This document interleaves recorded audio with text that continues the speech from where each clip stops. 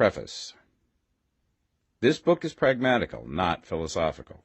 A practical manual, not a treatise upon theories. It is intended for the men and women whose most pressing need is for money, who wish to get rich first and philosophize afterward. It is for those who have, so far, found neither the time, the means, nor the opportunity to go deeply into the study of metaphysics, but who want results and who are willing to take the conclusions of science as a basis for action, without going into all the processes by which those conclusions were reached.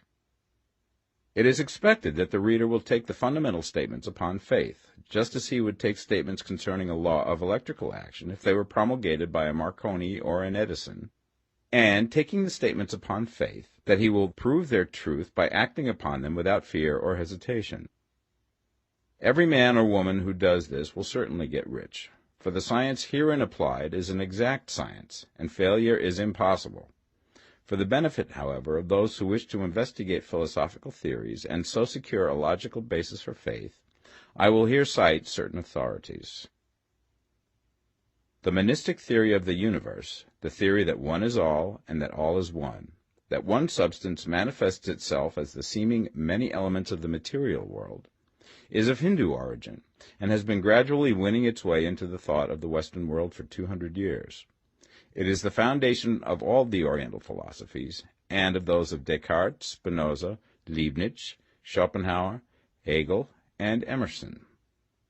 The reader who would dig to the philosophical foundations of this is advised to read Hegel and Emerson for himself. In writing this book, I have sacrificed all other considerations to plainness and simplicity of style, so that all might understand. The plan of action laid down herein was deduced from the conclusions of philosophy. It has been thoroughly tested and bears the supreme test of practical experiment. It works. If you wish to know how the conclusions were arrived at, read the writings of the authors mentioned above. And if you wish to reap the fruits of their philosophies in actual practice, read this book and do exactly as it tells you to do. The author. Chapter 1. The Right to be Rich. Whatever may be said in praise of poverty, the fact remains that it is not possible to live a really complete or successful life unless one is rich. No man can rise to his greatest possible height in talent or soul development unless he has plenty of money. For to unfold the soul and to develop talent he must have many things to use, and he cannot have these things unless he has money to buy them with. A man develops in mind, soul, and body by making use of these things, and society is so organized that man must have money in order to become the possessor of things. Therefore, the basis of all advancement for man must be the science of getting rich. The object of all life is development, and everything that lives has an inalienable right to all the development it is capable of attaining. Man's right to life means his right to have the free and unrestricted use of all things which may be necessary to his fullest mental, spiritual, and physical unfoldment, or, in other words, his right to be rich. I shall not speak of riches in a figurative way. To be really rich does not mean to be satisfied or contented with a little. No man ought to be satisfied with little if he is capable of using and enjoying more. The purpose of nature is the advancement and unfoldment of life, and every man should have all that can contribute to the power, elegance, beauty, and richness of life. To be content with less is sinful. The man who owns all he wants for the living of all the life he is capable of living is rich, and no man who has not plenty of money can have all he wants. Life has advanced so far and become so complex that even the most ordinary man or woman requires a great amount of wealth in order to live in a manner that even approaches completeness. Every person naturally wants to become all that they are capable of becoming. This desire to realize innate possibilities is inherent in human nature. We cannot help wanting to be all that we can be. Success in life is becoming what you want to be. You can become what you want to be only by making use of things, and you can have the free use of things only as you become rich enough to buy them. To understand the science of getting rich is therefore the most essential of all knowledge. There is nothing wrong in wanting to get rich. The desire for riches is really the desire for a richer, fuller, and more abundant life, and that desire is praiseworthy. The man who does not desire to live more abundantly is abnormal. And so the man who does not desire to have money enough to buy all he wants is abnormal. There are three motives for which we live. We live for the body, we live for the mind, we live for the soul. No one of these is better or holier than the other. All are alike desirable, and no one of the three, body, mind, or soul, can live fully if either of the others is cut short of full life and expression. It is not right or noble to live only for the soul and deny mind or body, and it is wrong to live for the intellect and deny body or soul. We are all acquainted with the loathsome consequences of living for the body and denying both mind and soul, and we see that real life means the complete expression of all that man can give forth through body, mind, and soul. Whatever he can say, no man can be really happy or satisfied unless his body is living fully in every function, and unless the same is true of his mind and his soul. Wherever there is unexpressed possibility, or function not performed, there is unsatisfied desire. Desire is possibility seeking expression, or function seeking performance. Man cannot live fully in body without good food, comfortable clothing, and warm shelter, and without freedom from excessive toil. Rest and recreation are also necessary to his physical life. He cannot live fully in mind without books and time to study them, without opportunity for travel and observation, or without intellectual companionship. To live fully in mind, he must have intellectual recreations, and must surround himself with all the objects of art and beauty he is capable of using and appreciating. To live fully in soul, man must have love, and love is denied expression by poverty. A man's highest happiness is found in the bestowal of benefits on those he loves. Love finds its most natural and spontaneous expression in giving. The man who has nothing to give cannot fill his place as a husband or father, as a citizen or as a man. It is in the use of material things that a man finds full life for his body, develops his mind, and unfolds his soul. It is therefore of supreme importance to him that he should be rich. It is perfectly right that you should desire to be rich. If you are a normal man or woman, you cannot help doing so. It is perfectly right that you should give your best attention to the science of getting rich, for it is the noblest and most necessary of all studies. If you neglect this study, you are derelict in your duty to yourself, to God, and humanity, for you can render to God and humanity no greater service than to make the most of yourself. Chapter 2. There is a science of getting rich. There is a science of getting rich, and it is an exact science, like algebra or arithmetic. There are certain laws which govern the process of acquiring riches. Once these laws are learned and obeyed by any man, he will get rich with mathematical certainty. The ownership of money and property comes as a result of doing things in a certain way.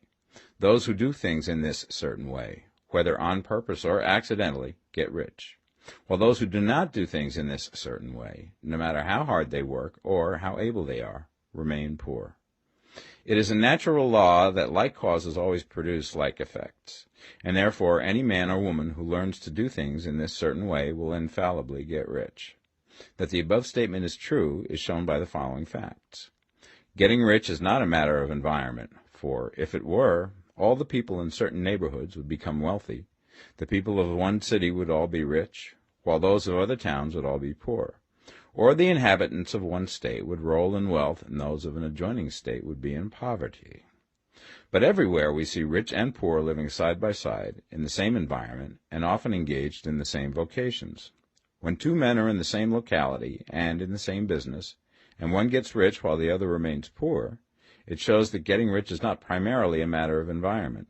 Some environments may be more favorable than others, but when two men in the same business are in the same neighborhood, and one gets rich while the other fails, it indicates that getting rich is the result of doing things in a certain way.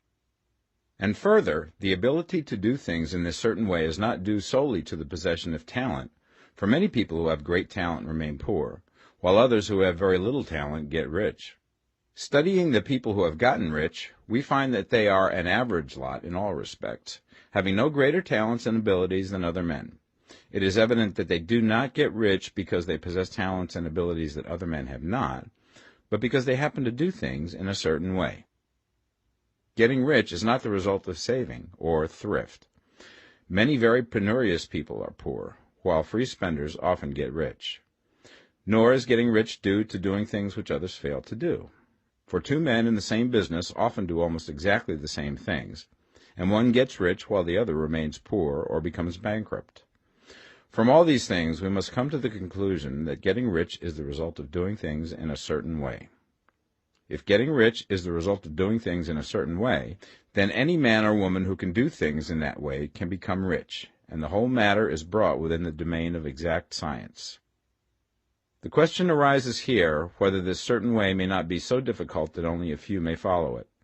This cannot be true, as we have seen, so far as natural ability is concerned. Talented people get rich, and blockheads get rich. Intellectually brilliant people get rich, and very stupid people get rich. Physically strong people get rich, and weak and sickly people get rich. Some degree of ability to think and understand is, of course, essential. But insofar natural ability is concerned, any man or woman who has sense enough to read and understand these words can certainly get rich.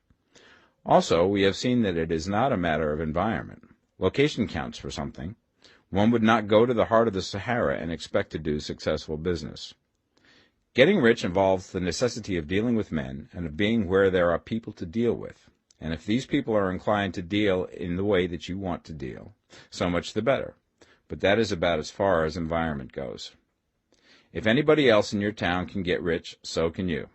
And if anybody else in your state can get rich, so can you. Again, it is not a matter of choosing some particular business or profession. People get rich in every business and in every profession, while their next-door neighbors in the same vocation remain in poverty. It is true that you will do best in a business which you like and which is congenial to you. And if you have certain talents which are well developed, you will do best in a business which calls for the exercise of those talents. Also, you will do best in a business which is suited to your locality. An ice cream parlor would do better in a warm climate than in Greenland, and a salmon fishery will succeed better in the Northwest than in Florida, where there are no salmon. But aside from these general limitations, getting rich is not dependent upon your engaging in some particular business, but upon your learning to do things in a certain way. If you are now in business and anybody else in your locality is getting rich in the same business, while you are not getting rich, it is because you are not doing things in the same way that the other person is doing them. No one is prevented from getting rich by lack of capital. True, as you get capital, the increase becomes more easy and rapid, but one who has capital is already rich and does not need to consider how to become so. No matter how poor you may be, if you begin to do things in a certain way, you will begin to get rich, and you will begin to have capital. The getting of capital is a part of the process of getting rich, and it is a part of the result which invariably follows the doing of things in the certain way. You may be the poorest man on the continent and be deeply in debt. You may have neither friends, influence, nor resources, but if you begin to do things in this way, you must infallibly begin to get rich, for the like causes must produce like effects. If you have no capital, you can get capital. If you're in the wrong business, you can get into the right business. If you're in the wrong location, you can go to the right location, and you can do so by beginning in your present business and in your present location to do things in the certain way which causes success. Chapter 3. Is opportunity monopolized? No man is kept poor because opportunity has been taken away from him, because other people have monopolized the wealth and have put a fence around it. You may be shut off from engaging in business in certain lines, but there are other channels open to you. Probably it would be hard for you to get control of any of the great railroad systems. That field is pretty well monopolized, but the electric railway business is still in its infancy and offers plenty of scope for enterprise. And it will be but a very few years until traffic and transportation through the air will become a great industry, and in all its branches will give employment to hundreds of thousands and perhaps to millions of people. Why not turn your attention to the development of aerial transportation, instead of competing with J.J. Hill and others for a chance in the steam railway world? It is quite true that if you are a working man in the employ of the Steel Trust, you have very little chance of becoming the owner of the plant in which you work. But it is also true that if you will commence to act in a certain way, you can soon leave the employ of the Steel Trust. You can buy a farm from 10 to 40 acres and engage in business as a producer of foodstuffs. There is great opportunity at this time for men who will live upon small tracts of land and cultivate the same intensively. Such men will certainly get rich. You may say that it is impossible for you to get the land, but I'm going to prove to you that it is not impossible, and that you can certainly get a farm if you will go to work in a certain way. At different periods, the tide of opportunity sets in different directions, according to the needs of the whole, and the particular stage of social evolution which has been reached. At present, in America, it is setting towards agricultural and the allied industries and professions. Today, opportunity is open before the factory worker in his line. It is open before the businessman who supplies the farmer more than before the one who supplies the factory worker, and before the professional man who waits upon the farmer more than before the one who serves the working class. There is an abundance of opportunity for the man who will go with the tide instead of trying to swim against it. So the factory workers, either as individuals or as a class, are not deprived of opportunity. The workers are not being kept down by their masters. They are not being ground by the trusts and combinations of capital. As a class, they are where they are because they do not do things in a certain way. If the workers of America chose to do so, they could follow the example of their brothers in Belgium and other countries and establish great department stores and cooperative industries. They could elect men of their own class to office and pass laws favoring the development of such cooperative industries, and in a few years they could take peaceable possession of the industrial field. The working class may become the master class whenever they will begin to do things in a certain way. The law of wealth is the same for them as it is for all others. This they must learn, and they will remain where they are as long as they continue to do as they do. The individual worker, however, is not held down by the ignorance or the mental slothfulness of his class. He can follow the tide of opportunity to riches, and this book will tell him how. No one is kept in poverty by a shortness in the supply of riches. There is more than enough for all. A palace as large as the Capitol in Washington might be built for every family on earth from the building material in the United States alone. And under intensive cultivation, this country would produce wool, cotton, linen, and silk enough to clothe each person in the world finer than Solomon was arrayed in all his glory, together with food enough to feed them all luxuriously. The visible supply is practically inexhaustible, and the invisible supply really is inexhaustible. Everything you see on earth is made from one original substance, out of which all things proceed. New forms are constantly being made, and older ones are dissolving, but all are shapes assumed by one thing. There is no limit to the supply of formless stuff or original substance. The universe is made out of it, but it was not all used in making the universe. The spaces in, through, and between the forms of the visible universe are permeated and filled with the original substance, with the formless stuff, with the raw material of all things. 10,000 times as much has been made might still be made, and even then we should not have exhausted the supply of universal raw material. No man, therefore, is poor because nature is poor, or because there is not enough to go around. Nature is an inexhaustible storehouse of riches. The supply will never run short. Original substance is alive with creative energy and is constantly producing more forms. When the supply of building material is exhausted, more will be produced. When the soil is exhausted so that foodstuffs and materials for clothing will no longer grow upon it, it will be renewed or more soil will be made. When all the gold and silver has been dug from the earth, if man is still in such a stage of social development that he needs gold and silver, more will be produced from the formless. The formless stuff responds to the needs of man. It will not let him be without any good thing. This is true of man collectively. The race as a whole is always abundantly rich, and if individuals are poor, it is because they do not follow the certain way of doing things which makes the individual man rich. The formless stuff is intelligent. It is stuff which thinks. It is alive, and is always impelled towards more life. It is the natural and inherent impulse of life to seek to live more. It is the nature of intelligence to enlarge itself, and of consciousness to seek to extend its boundaries and find fuller expression. The universe of forms has been made by formless living substance, throwing itself into form in order to express itself more fully. The universe is a great living presence, always moving inherently towards more life and fuller functioning.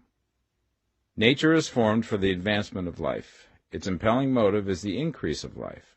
For this cause, everything which can possibly minister to life is bountifully provided. There can be no lack unless God is to contradict himself and nullify his own works.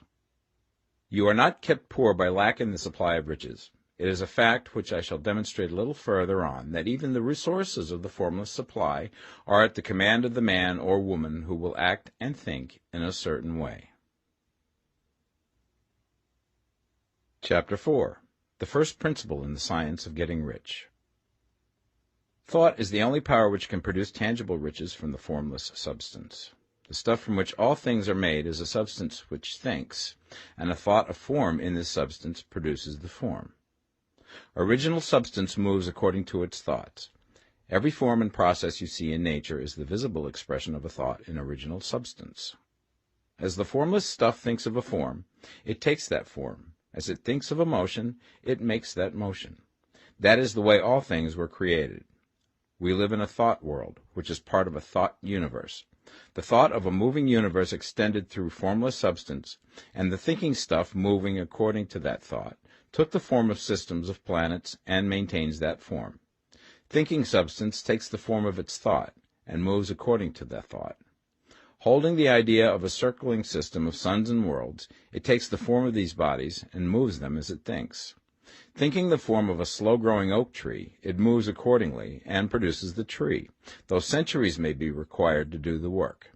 In creating, the formless seems to move according to the lines of motion it has established. The thought of an oak tree does not cause the instant formation of a full-grown tree, but it does start in motion the forces which will produce the tree, along established lines of growth. Every thought of form held in thinking substance causes the creation of the form, but always, or at least generally, along lines of growth and action already established. The thought of a house of a certain construction, if it were impressed upon formless substance, might not cause the instant formation of the house, but it would cause the turning of creative energies already working in trade and commerce into such channels as to result in the speedy building of the house. And if there were no existing channels through which the creative energy could work, then the house would be formed directly from primal substance, without waiting for the slow processes of the organic and inorganic world. No thought of form can be impressed upon original substance without causing the creation of the form. Man is a thinking center and can originate thought. All the forms that man fashions with his hands must first exist in his thought. He cannot shape a thing until he has thought that thing. And so far, man has confined his efforts wholly to the work of his hands. He has applied manual labor to the world of forms, seeking to change or modify those already existing. He has never thought of trying to cause the creation of new forms by impressing his thoughts upon formless substance. When man has a thought form, he takes material from the forms of nature and makes an image of the form which is in his mind. He has so far made little or no effort to cooperate with formless intelligence, to work with the Father. He has not dreamed that he can do what he seeth the Father doing. Man reshapes and modifies existing forms by manual labor. He has given no attention to the question whether he may not produce things from formless substance by communicating his thoughts to it. We propose to prove that he may do so, to prove that any man or woman may do so, and to show how. As our first step, we must lay down the three fundamental propositions. First, we assert that there is one original formless stuff, or substance, from which all things are made. All the seemingly many elements are but different presentations of one element. All the many forms found in organic and inorganic nature are but different shapes, made from the same stuff. And this stuff is thinking stuff. A thought held in it produces the form of the thought. Thought, in thinking substance, produces shapes. Man is a thinking center, capable of original thought. If a man can communicate his thought to original thinking substance, he can cause the creation or formation of the thing he thinks about. To summarize this, there is a thinking stuff from which all things are made, and which, in its original state, permeates, penetrates, and fills the interspaces of the universe. A thought in this substance produces the thing that is imaged by the thought.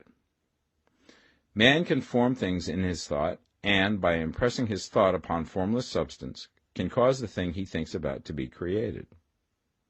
It may be asked if I can prove these statements, and without going into details, I answer that I can do so, both by logic and experience. Reasoning back from the phenomena of form and thought, I come to one original thinking substance. And reasoning forward from that thinking substance, I come to man's power to cause the formation of the thing he thinks about. And by experiment, I find the reasoning true. And this is my strongest proof.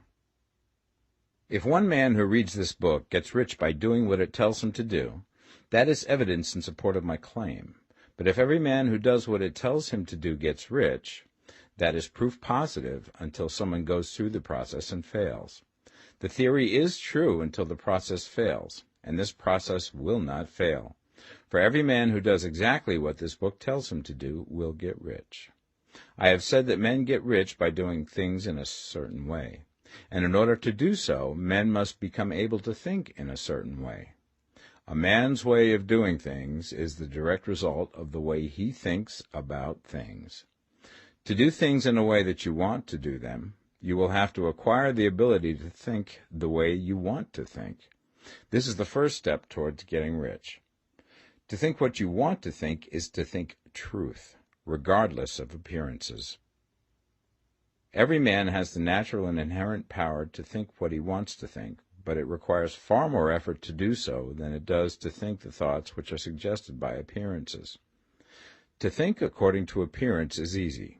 To think truth regardless of appearances is laborious, and requires the expenditure of more power than any other work man is called upon to perform. There is no labor from which most people shrink as they do from that of sustained and consecutive thought. It is the hardest work in the world. This is especially true when truth is contrary to appearances. Every appearance in the visible world tends to produce a corresponding form in the mind which observes it, and this can only be prevented by holding the thought of the truth. To look upon the appearance of disease will produce the form of disease in your own mind and ultimately in your body, unless you hold the thought of the truth, which is that there is no disease. It is only an appearance, and the reality is health. To look upon the appearances of poverty will produce corresponding forms in your own mind, unless you hold to the truth that there is no poverty, there is only abundance.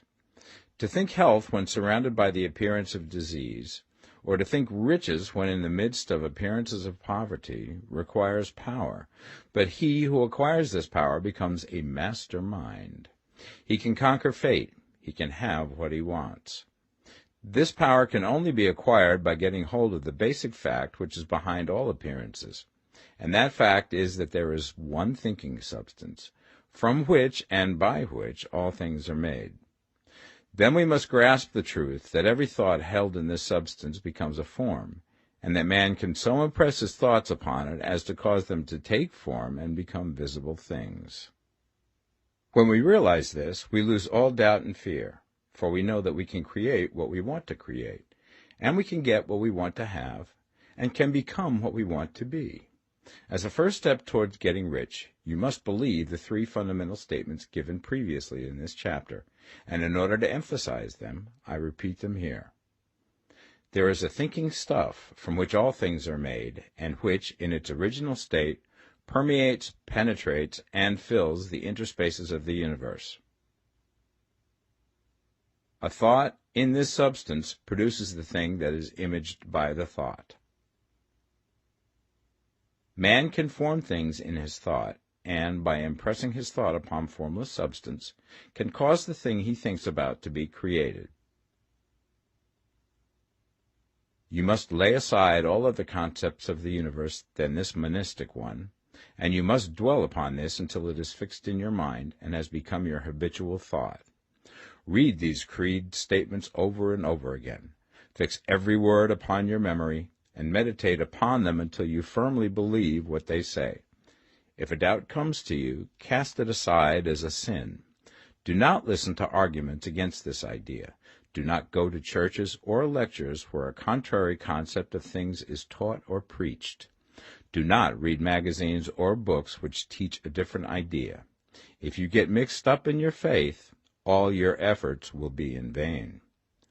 Do not ask why these things are true, nor speculate as to how they can be true. Simply take them on trust. The science of getting rich begins with the absolute acceptance of this faith. Chapter 5. Increasing Life. You must get rid of the last vestige of the old idea that there is a deity whose will it is that you should be poor, or whose purposes may be served by keeping you in poverty. The intelligent substance which is all, and in all, which lives in all and lives in you, is a consciously living substance. Being a consciously living substance, it must have the nature and inherent desire of every living intelligence for increase of life. Every living thing must continually seek for the enlargement of its life, because life, in the mere act of living, must increase itself. A seed, dropped into the ground, springs into activity, and in the act of living produces 100 more seeds. Life, by living, multiplies itself. It is forever becoming more. It must do so if it continues to be at all.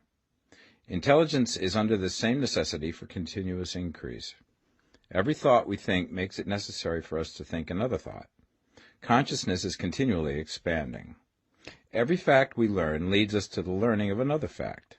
Knowledge is continually increasing. Every talent we cultivate brings to the mind the desire to cultivate another talent. We are subject to the urge of life, seeking expression, which ever drives us on to know more, to do more, and to be more. In order to know more, do more, and be more, we must have more. We must have things to use, for we learn and do and become only by using things. We must get rich so that we can live more.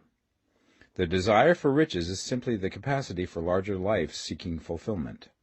Every desire is the effort of an unexpressed possibility to come into action. It is power seeking to manifest which causes desire.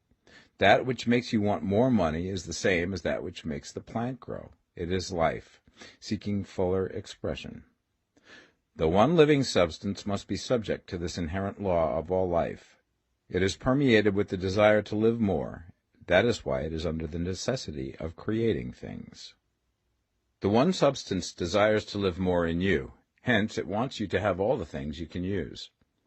It is the desire of God that you should get rich. He wants you to get rich because he can express himself better through you if you have plenty of things to use in giving him expression. He can live more in you if you have unlimited command of the means of life. The universe desires you to have everything you want to have. Nature is friendly to your plans. Everything is naturally for you. Make up your mind that this is true. It is essential, however, that your purpose should harmonize with the purpose that is in all.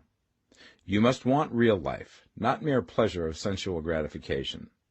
Life is the performance of function, and the individual really lives only when he performs every function, physical, mental, and spiritual, of which he is capable, without excess in any. You do not want to get rich in order to live swinishly, for the gratification of animal desires, that is not life.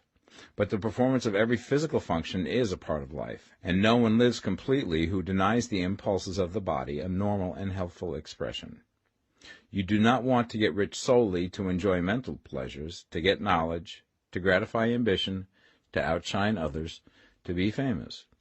All these are a legitimate part of life, but the man who lives for the pleasures of the intellect alone will only have a partial life, and he will never be satisfied with his lot. You do not want to get rich solely for the good of others, to lose yourself for the salvation of mankind, to experience the joys of philanthropy and sacrifice. The joys of the soul are only a part of life, and they are no better or nobler than any other part. You want to get rich in order that you may eat, drink, and be merry when it is time to do these things, in order that you may surround yourself with beautiful things, see distant lands, feed your mind, and develop your intellect, in order that you may love men and do kind things, and be able to play a good part in helping the world to find truth. But remember that extreme altruism is no better and no nobler than extreme selfishness. Both are mistakes. Get rid of the idea that God wants you to sacrifice yourself for others, and that you can secure his favor by doing so. God requires nothing of the kind. What he wants is that you should make the most of yourself, for yourself and for others, and you can help others more by making the most of yourself than in any other way. You can make the most of yourself only by getting rich, so it is right and praiseworthy that you should give your first and best thought to the work of acquiring wealth. Remember, however, that the desire of substance is for all, and its movements must be for more life to all. It cannot be made to work for less life to any, because it is equally in all, seeking riches and life. Intelligent substance will make things for you, but it will not take things away from someone else and give them to you. You must get rid of the thought of competition. You are to create, not to compete for what is already created. You do not have to take anything away from anyone. You do not have to drive sharp bargains. You do not have to cheat or to take advantage. You do not need to let any man work for you for less than he earns. You do not have to covet the property of others or to look at it with wishful eyes. No man has anything of which you cannot have the like, and that without taking what he has away from him. You are to become a creator, not a competitor. You are going to get what you want, but in such a way that when you get it, every other man will have more than he has now. I am aware that there are men who get a vast amount of money by proceeding in direct opposition to the statements in the paragraph above, and may add a word of explanation here. Men of the plutocratic type, who become very rich, do so sometimes purely by their extraordinary ability on the plane of competition, and sometimes they unconsciously relate themselves to substance and its great purposes and movements for the general racial upbuilding through industrial evolution. Rockefeller, Carnegie, Morgan, et al. Have been the unconscious agents of the supreme in the necessary work of systematizing and organizing productive industry, and, in the end, their work will contribute immensely towards increased life for all. Their day is nearly over. They have organized production, and will soon be succeeded by the agents of the multitude, who will organize the machinery of distribution. The multimillionaires are like the monster reptiles of the prehistoric eras.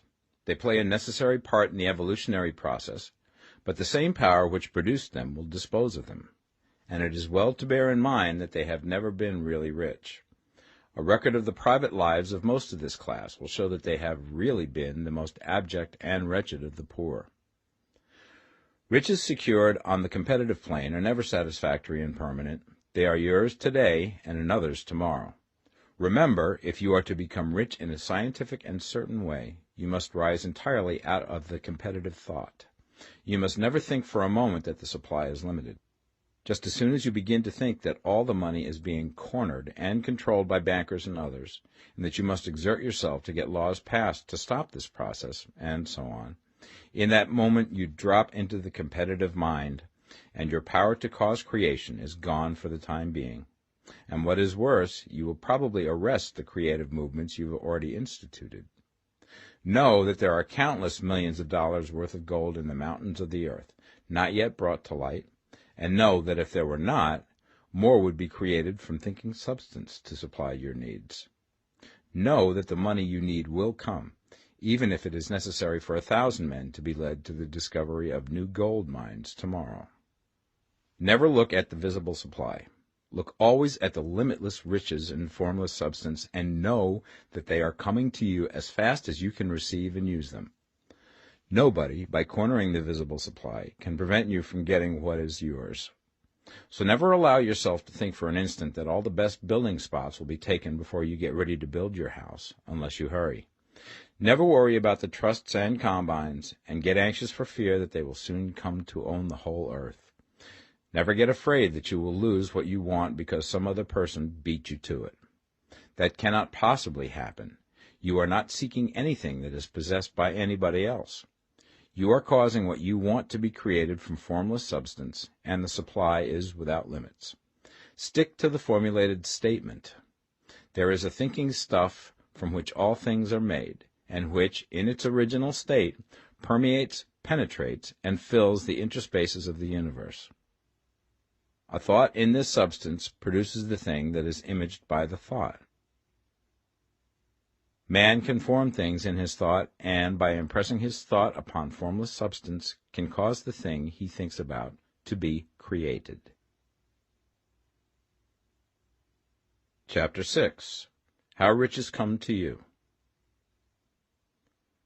When I say that you do not have to drive sharp bargains, I do not mean that you do not have to drive any bargains at all, or that you are above the necessity for having any dealings with your fellow men. I mean that you will not need to deal with them unfairly. You do not have to get something for nothing, but can give to every man more than you take from him. You cannot give every man more in cash market value than you take from him, but you can give him more in use value than the cash value of the thing you take from him. The paper, ink, and other material in this book may not be worth the money you pay for it, but if the ideas suggested by it bring you thousands of dollars, you have not been wronged by those who sold it to you. They have given you a great use value for a small cash value. Let us suppose that I own a picture by one of the great artists, which in any civilized community is worth thousands of dollars. I take it to Baffin Ray, and by salesmanship induce an Eskimo to give a bundle of furs worth $500 for it. I have really wronged him, for he has no use for the picture. It has no value to him. It will not add to his life. But suppose I give him a gun worth $50 for his furs. Then he has made a good bargain. He has use for the gun. It will get him many more furs and much food. It will add to his life in every way. It will make him rich. When you rise from the competitive to the creative plane, you can scan your business transactions very strictly, and if you are selling any man anything which does not add more to his life than the thing he gives you in exchange, you can afford to stop it. You do not have to beat anybody in business, and if you are in a business which does beat people, get out of it at once. Give every man more in use value than you take from him in cash value. Then you are adding to the life of the world by every business transaction.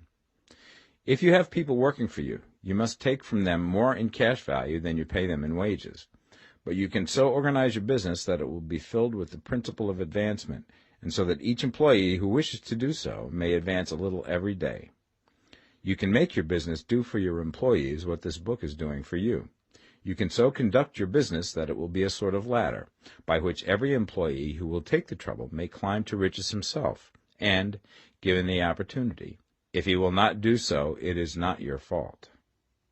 And finally, because you are to cause the creation of your riches from formless substance which permeates all your environment, it does not follow that they are to take shape from the atmosphere and come into being before your eyes.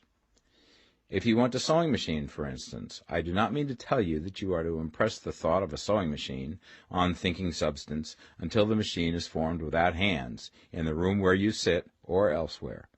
But if you want a sewing machine, hold the mental image of it with the most positive certainty that it is being made, or is on its way to you. After once forming the thought, have the most absolute and unquestioning faith that the sewing machine is coming. Never think of it, or speak of it, in any other way than as being sure to arrive. Claim it as already yours. It will be brought to you by the power of the Supreme Intelligence, acting upon the minds of men. If you live in Maine, it may be that a man will be brought from Texas or Japan to engage in some transaction which will result in your getting what you want. If so, the whole matter will be as much to that man's advantage as it is to yours. Do not forget for a moment that the thinking substance is through all, in all, communicating with all, and can influence all. The desire of thinking substance for a fuller life and better living has caused the creation of all the sewing machines already made, and it can cause the creation of millions more, and will, whenever men set it in motion by desire and faith, and by acting in a certain way. You can certainly have a sewing machine in your house, and it is just as certain that you can have any other thing or things which you want, and which you will use for the advancement of your own life and the lives of others. You need not hesitate about asking largely. It is your Father's pleasure to give you the kingdom, said Jesus. Original substance wants to live all that is possible in you, and wants you to have all that you can or will use for the living of the most abundant life. If you fix upon your consciousness the fact that the desire you feel for the possession of riches is one with the desire of omnipotence for more complete expression, your faith becomes invincible. Once I saw a little boy sitting at a piano, and vainly tried to bring harmony out of the keys, and I saw that he was grieved and provoked by his inability to play real music. I asked him the cause of his vexation, and he answered, "I can feel the music in me, but I can't make my hands go right." The music in him was the urge of original substance, containing all the possibilities of all life. All that there is of music was seeking expression through the child. God, the one substance, is trying to live and do and enjoy things through humanity. He is saying, I want hands to build wonderful structures, to play divine harmonies, to paint glorious pictures. I want feet to run my errands, eyes to see my beauties, tongues to tell mighty truths and to sing marvelous songs, and so on. All that there is of possibility is seeking expression through men. God wants those who can play music to have pianos and every other instrument, and to have the means to cultivate their talents to the fullest extent. He wants those who can appreciate beauty to be able to surround themselves with beautiful things. He wants those who can discern truth to have every opportunity to travel and observe. He wants those who can appreciate dress to be beautifully clothed, and those who can appreciate good food to be luxuriously fed. He wants all these things because it is himself that enjoys and appreciates them. It is God who wants to play and sing and enjoy beauty and proclaim truth and wear fine clothes and eat good food. It is God that worketh in you to will and to do, said Paul. The desire you feel for riches is the infinite, seeking to express himself in you as he sought to find expression in the little boy at the piano. So you need not hesitate to ask largely. Your part is to focalize and express the desire to God. This is a difficult point with most people. They retain some of the old idea that poverty and self-sacrifice are pleasing to God. They look upon poverty as a part of the plan, a necessity of nature. They have the idea that God has finished his work and made all that he can make, and that the majority of men must stay poor because there is not enough to go around. They hold to so much of this erroneous thought that they feel ashamed to ask for wealth. They try not to want more than a very modest competence, just enough to make them fairly comfortable. I recall now the case of one student who was told that he must get in mind a clear picture of the things he desired, so that the creative thought of them might be impressed upon formless substance. He was a very poor man, living in a rented house, and having only what he earned from day to day, and he could not grasp the fact that all wealth was his. So, after thinking the matter over, he decided that he might reasonably ask for a new rug for the floor of his best room, and an anthracite coal stove to heat the house during the cold weather. Following the instructions given in this book, he obtained these things in a few months, and then it dawned upon him that he had not asked enough. He went through the house in which he lived, and planned all the improvements he would like to make in it. He mentally added a bay window here and a room there, until it was complete in his mind as an ideal home, and then he planned its furnishings. Holding the whole picture in his mind, he began living in the certain way, and moving towards what he wanted, and he now owns the house, and is rebuilding it after the form of his mental image. And now, with still larger faith, he is going to get greater things. It has been unto him according to his faith, and it is so with you and with all of us. Chapter 7. Gratitude. The illustrations given in the last chapter will have conveyed the fact that the first step towards getting rich is to convey the idea of your wants to the formless substance. This is true, and you will see that in order to do so, it becomes necessary to relate yourself to the formless intelligence in a harmonious way. To secure this harmonious relation is a matter of such primary and vital importance that I shall give some space to its discussion here, and give you instructions which, if you will follow them, will be certain to bring you into perfect unity of mind with God. The whole process of mental adjustment and atonement can be summed up in one word: gratitude. First, you believe that there is one intelligent substance from which all things proceed. Second, you believe that this substance gives you everything you desire. And third, you relate yourself to it by a feeling of deep and profound gratitude. Many people who order their lives rightly in all other ways are kept in poverty by their lack of gratitude. Having received one gift from God, they cut the wires which connect them with him by failing to make acknowledgment. It is easy to understand that the nearer we live to the source of wealth, the more wealth we shall receive.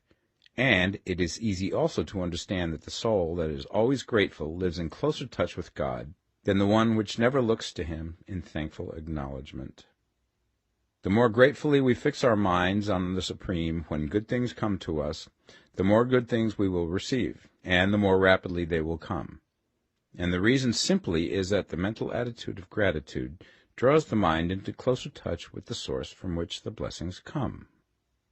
If it is a new thought to you that gratitude brings your whole mind into closer harmony with the creative energies of the universe, Consider it well, and you will see that it is true. The good things you already have come to you along the line of obedience to certain laws.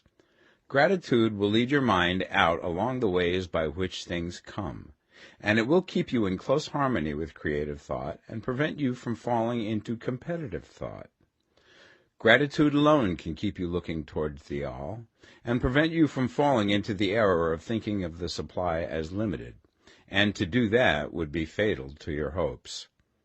There is a law of gratitude, and it is absolutely necessary that you should observe the law if you are to get the results you seek. The law of gratitude is the natural principle that action and reaction are always equal, and in opposite directions. The grateful outreaching of your mind in thankful praise to the Supreme is a liberation or expenditure of force. It cannot fail to reach that to which it is addressed, and the reaction is an instantaneous movement towards you. Draw nigh unto God, and he will draw nigh unto you. That is a statement of psychological truth. And if your gratitude is strong and constant, the reaction in formless substance will be strong and continuous. The movement of the things you want will always be towards you. Notice the grateful attitude that Jesus took, how he always seemed to be saying, I thank thee, Father, that thou hearest me. You cannot exercise much power without gratitude, for it is gratitude that keeps you connected with power. But the value of gratitude does not consist solely in getting you more blessings in the future. Without gratitude, you cannot long keep from dissatisfied thought regarding things as they are. The moment you permit your mind to dwell with dissatisfaction upon things as they are, you begin to lose ground. You fix attention upon the common, the ordinary, the poor, and the squalid and mean, and your mind takes the form of these things. Then you will transmit these forms or mental images to the formless, and the common, the poor, the squalid, and mean will come to you. To permit your mind to dwell upon the inferior is to become inferior, and to surround yourself with inferior things. On the other hand, to fix your attention on the best is to surround yourself with the best, and to become the best. The creative power within us makes us into the image of that to which we give our attention. We are thinking substance, and thinking substance always takes the form of that which it thinks about. The grateful mind is constantly fixed upon the best. Therefore it tends to become the best. It takes the form or character of the best and will receive the best. Also, faith is born of gratitude. The grateful mind continually expects good things, and expectation becomes faith. The reaction of gratitude upon one's own mind produces faith, and every outgoing wave of grateful thanksgiving increases faith. He who has no feeling of gratitude cannot long retain a living faith, and without a living faith you cannot get rich by the creative method, as we shall see in the following chapters. It is necessary, then, to cultivate the habit of being grateful for every good thing that comes to you, and to give thanks continuously. And because all things have contributed to your advancement, you should include all things in your gratitude. Do not waste time thinking or talking about the shortcomings or wrong actions of plutocrats or trust magnates. Their organization of the world has made your opportunity. All you get really comes to you because of them. Do not rage against corrupt politicians.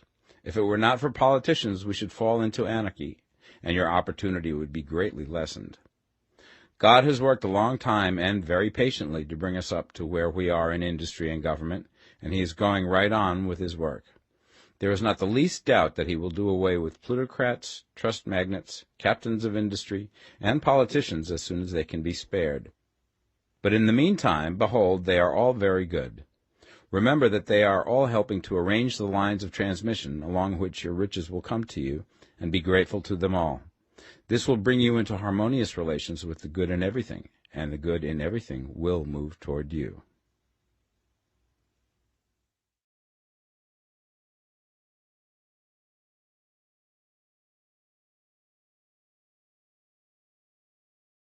The Science of Getting Rich, Part 2.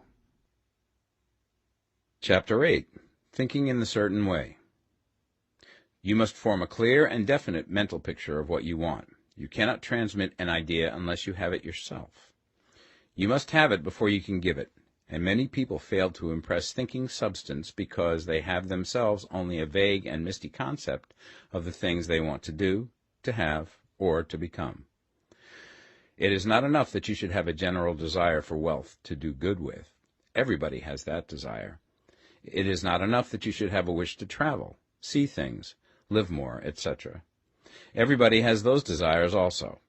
If you were going to send a wireless message to a friend, you would not send the letters of the alphabet in their order and let him construct the message for himself, nor would you take words at random from the dictionary. You would send a coherent sentence, one which meant something. When you try to impress your wants upon substance, remember that it must be done by a coherent statement. You must know what you want and be definite. You can never get rich or start the creative power into action by sending out unformed longings and vague desires. Go over your desires just as the man I have described went over his house. See just what you want and get a clear mental picture of it as you wish it to look when you get it. That clear mental picture you must have continually in mind, as the sailor has in mind the port towards which he is sailing the ship. You must keep your face towards it all the time. You must no more lose sight of it than the steersman loses sight of the compass. It is not necessary to take exercises in concentration, nor to set apart special times for prayer and affirmation, nor to go into the silence, nor to do occult stunts of any kind. There things are well enough, but all you need is to know what you want, and to want it badly enough so that it will stay in your thoughts. Spend as much of your leisure time as you can in contemplating your picture, but no one needs to take exercises to concentrate his mind on a thing which he really wants. It is the things you do not really care about which require effort to fix your attention upon them. And unless you really want to get rich, so that the desire is strong enough to hold your thoughts directly to the purpose, as the magnetic pole holds the needle of the compass, it will hardly be worthwhile for you to try to carry out the instructions given in this book. The methods herein set forth are for people whose desire for riches is strong enough to overcome mental laziness and the love of ease, and make them work. The more clear and definite you make your pictures then, and the more you dwell upon it, bringing out all of its delightful details, the stronger your desire will be, and the stronger your desire, the easier it will be to hold your mind fixed upon the picture of what you want. Something more is necessary, however, than merely to see the picture clearly. If that is all you do, you are only a dreamer, and will have little or no power for accomplishment. Behind your clear vision must be the purpose to realize it, to bring it out in tangible expression.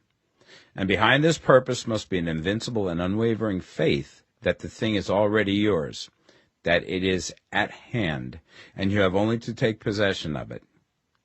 Live in the new house mentally until it takes form around you physically. In the mental realm, enter at once into full enjoyment of the things you want.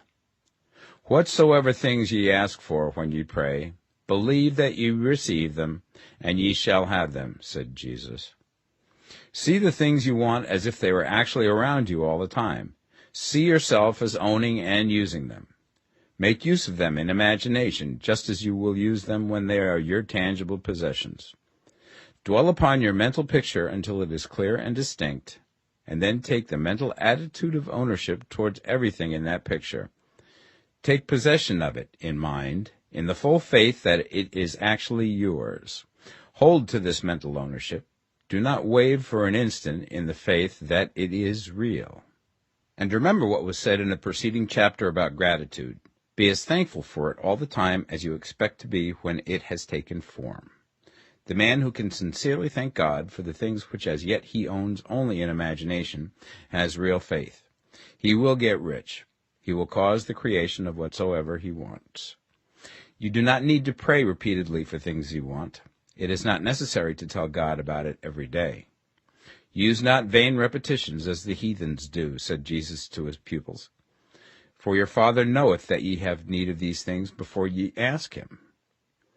Your part is to intelligently formulate your desires for the things which make for a larger life, and to get these desires arranged into a coherent whole, and then to impress this whole desire upon the formless substance, which has the power and the will to bring you what you want.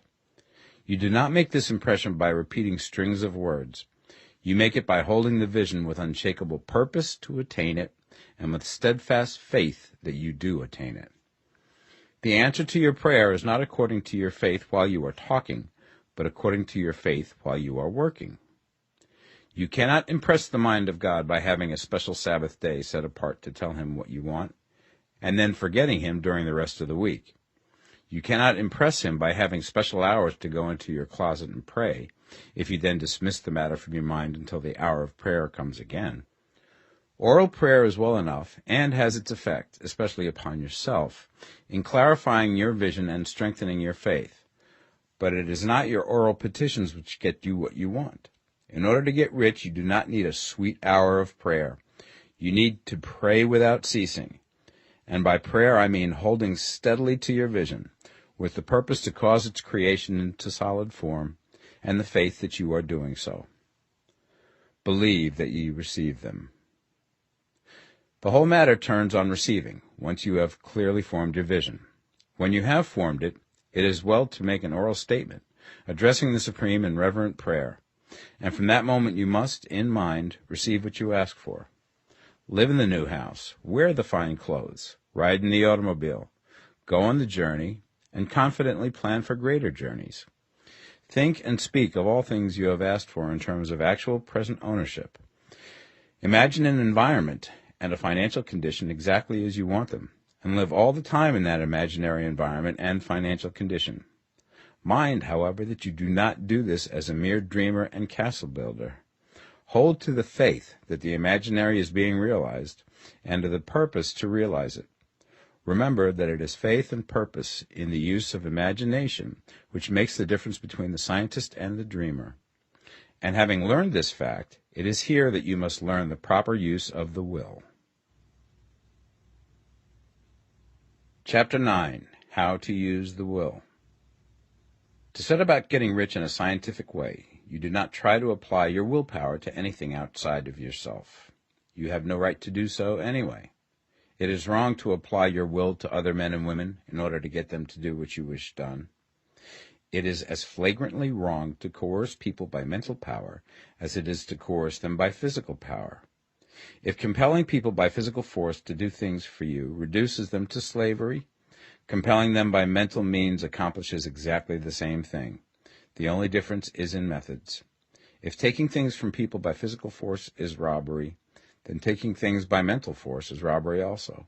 There is no difference in principle. You have no right to use your willpower upon another person, even for his own good, for you do not know what is for his good. The science of getting rich does not require you to apply power or force to any other person in any way whatsoever. There is not the slightest necessity for doing so. Indeed, any attempt to use your will upon others will only tend to defeat your purpose. You do not need to apply your will to things in order to compel them to come to you. That would simply be trying to coerce God, and would be foolish and useless, as well as irreverent. You do not have to compel God to give you good things, any more than you have to use your willpower to make the sun rise. You do not have to use your willpower to conquer an unfriendly deity, or to make stubborn and rebellious forces do your bidding.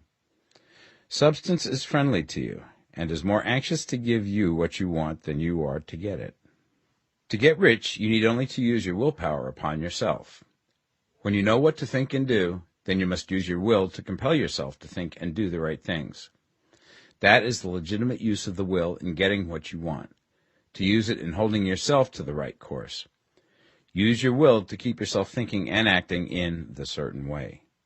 Do not try to project your will or thoughts or your mind out into space to act on things or people. Keep your mind at home. It can accomplish more there than elsewhere. Use your mind to form a mental image of what you want and to hold that vision with faith and purpose, and use your will to keep your mind working in the right way. The more steady and continuous your faith and purpose, the more rapidly you will get rich, because you will make only positive impressions upon substance, and you will not neutralize or offset them by negative impressions. The picture of your desires, held with faith and purpose, is taken up by the formless and permeates it to great distances throughout the universe, for all I know. As this impression spreads, all things are set moving towards its realizations. Every living thing, every inanimate thing, and the things yet uncreated are stirred towards bringing into being that which you want. All forces begin to be exerted in that direction. All things begin to move towards you. The minds of people everywhere are influenced towards doing the things necessary to the fulfilling of your desires, and they work for you unconsciously. But you can check all this by starting a negative impression in the formless substance. Doubt or unbelief is as certain to start a movement away from you as faith and purpose are to start one toward you. It is by not understanding this that most people who try to make use of mental science in getting rich make their failure. Every hour and moment you spend in giving heeds to doubts and fears. Every hour you spend in worry, every hour in which your soul is possessed by unbelief, sets a current away from you in the whole domain of intelligent substance. All the promises are unto them that believe, and unto them only. Notice how insistent Jesus was upon this point of belief, and now you know the reason why. Since belief is all important, it behooves you to guard your thoughts, and as your beliefs will be shaped to a very great extent by the things you observe and think about, it is important that you should command your attention. And here the will comes into use, for it is by your will that you determine upon what things your attention shall be fixed. If you want to become rich, you must not make a study of poverty. Things are not brought into being by thinking about their opposites. Health is never to be attained by studying disease and thinking about disease. Righteousness is not to be promoted by studying sin and thinking about sin. And no one ever got rich by studying poverty and thinking about poverty. Medicine as a science of disease has increased disease. Religion as a science of sin has promoted sin. And economics as a study of poverty will fill the world with wretchedness and want. Do not talk about poverty. Do not investigate it or concern yourself with it. Never mind what its causes are. You have nothing to do with them. What concerns you is the cure. Do not spend your time in charitable work or charity movements. All charity only tends to perpetuate the wretchedness it aims to eradicate. I do not say that you should be hard-hearted or unkind and refuse to hear the cry of need, but you must not try to eradicate poverty in any of the conventional ways. Put poverty behind you, and put all that pertains to it behind you, and make good. Get rich. That is the best way you can help the poor. And you cannot hold the mental image which is to make you rich if you fill your mind with pictures of poverty. Do not read books or papers which give circumstantial accounts of the wretchedness of the tenement dwellers, of the horrors of child labor, and so on. Do not read anything which fills your mind with gloomy images of want and suffering. You cannot help the poor in the least by knowing about these things, and the widespread knowledge of them does not tend at all to do away with poverty. What tends to do away with poverty is not getting the pictures of poverty into your mind, but getting pictures of wealth into the minds of the poor. You are not deserting the poor in their misery when you refuse to allow your mind to be filled with pictures of that misery. Poverty can be done away with, not by increasing the number of well-to-do people who think about poverty, but by increasing the number of poor people who purpose with faith to get rich. The poor do not need charity, they need inspiration. Charity only sends them a loaf of bread to keep them alive in their wretchedness, or give them an entertainment to make them forget for an hour or two. But inspiration will cause them to rise out of their misery. If you want to help the poor, demonstrate to them that they can become rich. Prove it by getting rich yourself. The only way in which poverty will ever be banished from this world is by getting a large and constantly increasing number of people to practice the teachings of this book. People must be taught to become rich by creation, not by competition. Every man who becomes rich by competition throws down behind him the ladder by which he rises and keeps others down. But every man who gets rich by creation opens a way for thousands to follow him and inspires them to do so. You are not showing hardness of heart or an unfeeling disposition when you refuse to pity poverty, see poverty, read about poverty, or think or talk about it, or to listen to those who do talk about it. Use your willpower to keep your mind off the subject of poverty and to keep it fixed with faith and purpose on the vision of what you want. Chapter 10. Further Use of the Will. You cannot retain a true and clear vision of wealth if you are constantly turning your attention to opposing pictures, whether they be external or imaginary. Do not tell of your past troubles of a financial nature, if you have had them. Do not think of them at all. Do not tell of the poverty of your parents, or the hardships of your early life. To do any of these things is to mentally class yourself with the poor for the time being, and it will certainly check the movement of things in your direction. Let the dead bury their dead, as Jesus said. Put poverty and all things that pertain to poverty completely behind you. You have accepted a certain theory of the universe as being correct, and are resting all your hopes of happiness on its being correct. And what can you gain by giving heed to conflicting theories? Do not read religious books which tell you that the world is soon coming to an end, and do not read the writing of muckrakers and pessimistic philosophers who tell you that it is going to the devil. The world is not going to the devil. It is going to God. It is wonderful becoming. True, there may be a good many things in existing conditions which are disagreeable, but what is the use of studying them when they are certainly passing away, and when the study of them only tends to check their passing and keep them with us?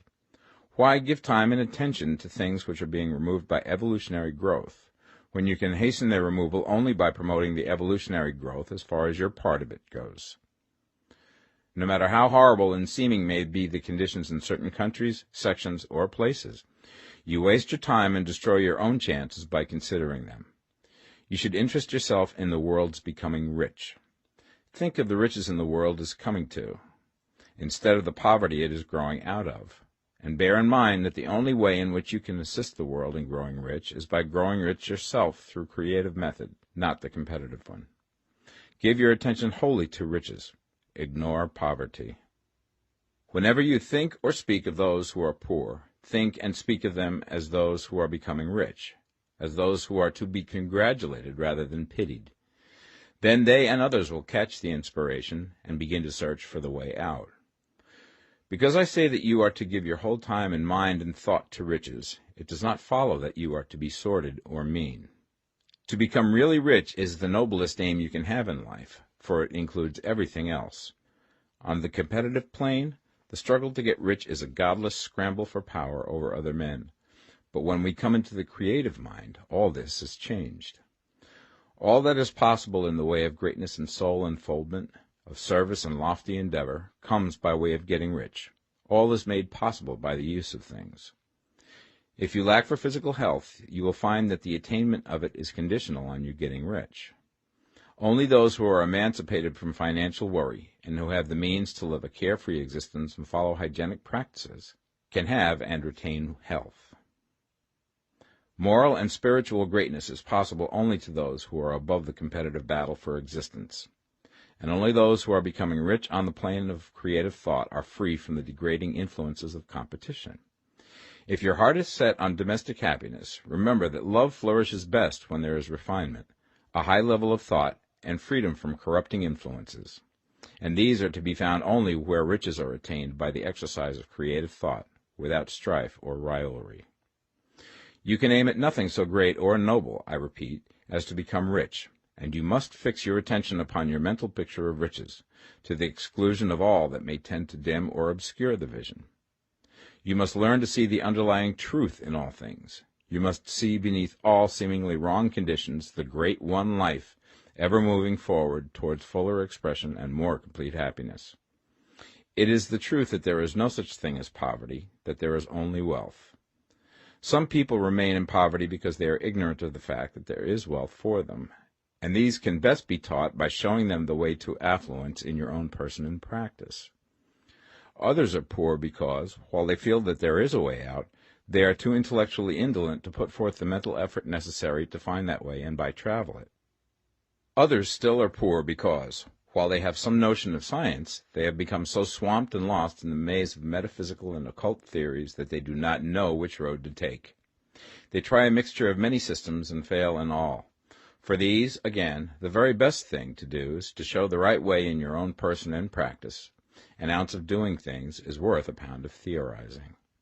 The very best thing you can do for the whole world is to make the most of yourself. You can serve God and man in no more effective way than by getting rich. That is, if you get rich by the creative method and not by the competitive one. Another thing. We assert that this book gives in detail the principles of the science of getting rich. And if that is true, you do not need to read any other book upon the subject. This may sound narrow and egotistical, but consider. There is no more scientific method of computation in mathematics than by addition, subtraction, multiplication, and division. No other method is possible. There can be but one shortest distance between 2 points. There is only one way to think scientifically, and that is to think in the way that leads by the most direct and simple route to the goal. No man has yet formulated a briefer or less complex system than the one set forth herein. It has been stripped of all non-essentials. When you commence on this, lay all others aside. Put them out of your mind altogether. Read this book every day. Keep it with you. Commit it to memory, and do not think about other systems and theories. If you do, you will begin to have doubts, and to be uncertain and wavering in your thought, and then you will begin to make failures. After you have made good and become rich, you may study other systems as much as you please. But until you are quite sure that you have gained what you want, do not read anything on this line but this book, unless it be the authors mentioned in the preface. And read only the most optimistic comments on the world's news, those in harmony with your picture. Also, postpone your investigations into the occult. Do not dabble in theosophy, spiritualism, or kindred studies. It is very likely that the dead still live and are near, but if they are, let them alone. Mind your own business. Wherever the spirits of the dead may be, they have their own work to do and their own problems to solve, and we have no right to interfere with them. We cannot help them, and it is very doubtful whether they can help us, or whether we have any right to trespass upon their time if they can. Let the dead and the hereafter alone, and solve your own problem. Get rich. If you begin to mix with the occult, you will start mental cross-currents which will surely bring your hopes to shipwreck. Now, this and the preceding chapters have brought us to the following statement of basic facts. There is a thinking stuff from which all things are made, and which, in its original state, permeates, penetrates, and fills the interspaces of the universe. A thought in this substance produces the thing that is imaged by the thought. Man can form things in his thought, and, by impressing his thought upon formless substance, can cause the thing he thinks about to be created. In order to do this, man must pass from the competitive to the creative mind. He must form a clear mental picture of the things he wants, and hold this picture in his thoughts with the fixed purpose to get what he wants, and the unwavering faith that he does get what he wants, closing his mind against all that may tend to shake his purpose, dim his vision, or quench his faith. And in addition to all this, we shall now see that he must live and act in a certain way. Chapter 11. Acting in the Certain Way. Thought is the creative power, or the impelling force which causes the creative power to act. Thinking in a certain way will bring riches to you, but you must not rely upon thought alone, paying no attention to personal action. That is the rock upon which many otherwise scientific metaphysical thinkers meet shipwreck, the failure to connect thought with personal action. We have not yet reached the stage of development, even supposing such a stage to be possible, in which man can create directly from formless substance without nature's processes or the work of human hands. Man must not only think, but his personal action must supplement his thought. By thought you can cause the gold in the hearts of the mountains to be impelled towards you, but it will not mine itself, refine itself, coin itself into double eagles, and come rolling along the roads seeking its way into your pocket. Under the impelling power of the Supreme Spirit, men's affairs will be so ordered that someone will be led to mine the gold for you. Other men's business transactions will be so directed that the gold will be brought toward you, and you must so arrange your own business affairs that you may be able to receive it when it comes to you. Your thought makes all things, animate and inanimate, work to bring you what you want, but your personal activity must be such that you can rightly receive what you want when it reaches you. You are not to take it as charity, nor to steal it. You must give every man more in use value than he gives you in cash value. The scientific use of thought consists in forming a clear and distinct mental image of what you want, in holding fast to the purpose to get what you want, and in realizing with grateful faith that you do get what you want. Do not try to project your thought in any mysterious or occult way, with the idea of having it go out and do things for you. That is a wasted effort and will weaken your power to think with sanity. The action of thought in getting rich is fully explained in the preceding chapters. Your faith and purpose positively impress your vision upon formless substance, which has the same desire for more life that you have. And this vision, received from you, sets all the creative forces at work in and through their regular channels of action, but directed towards you. It is not your part to guide or supervise the creative process. All you have to do with that is to retain your vision, stick to your purpose, and maintain your faith and gratitude. But you must act in a certain way, so that you can appropriate what is yours when it comes to you, so that you can meet the things you have in your picture and put them in their proper places as they arrive. You can really see the truth of this. When things reach you, they will be in the hands of other men, who will ask an equivalent for them. And you can only get what is yours by giving the other man what is his. Your pocketbook is not going to be transformed into a Fortunata's purse, which shall be always full of money without effort on your part. This is the crucial point in the science of getting rich, right here, where thought and personal action must be combined. There are very many people who, consciously or unconsciously, set the creative forces in action by the strength and persistence of their desires, but who remain poor because they do not provide for the reception of the thing they want when it comes. By thought, the thing you want is brought to you. By action, you receive it. Whatever your action is to be, it is evident that you must act now. You cannot act in the past, and it is essential to the clearness of your mental vision that you dismiss the past from your mind. You cannot act in the future, for the future is not here yet, and you cannot tell how you will want to act in any future contingency until that contingency has arrived. Because you are not in the right business or the right environment now, do not think that you must postpone action until you get into the right business or environment.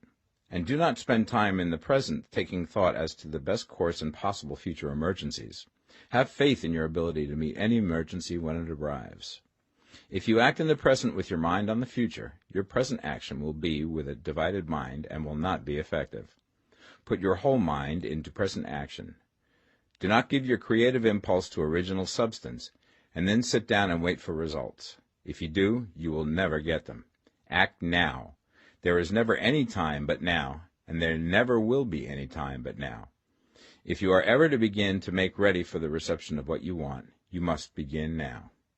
And your action, whatever it is, must most likely be in your present business or employment, and must be upon the persons and things in your present environment. You cannot act where you are not, you cannot act where you have been, and you cannot act where you are going to be. You can act only where you are. Do not bother as to whether yesterday's work was well done or ill done. Do today's work well. Do not try to do tomorrow's work now. There will be plenty of time to do that when you get to it. Do not try, by occult or mystical means, to act on people or things that are out of your reach. Do not wait for a change of environment. Before you act, get a change of environment by action. You can so act upon the environment in which you are now, as to cause yourself to be transferred to a better environment. Hold with faith and purpose the vision of yourself in the better environment, but act upon your present environment with all your heart and with all your strength and with all your mind. Do not spend any time in daydreaming or castle building. Hold to the one vision of what you want and act now.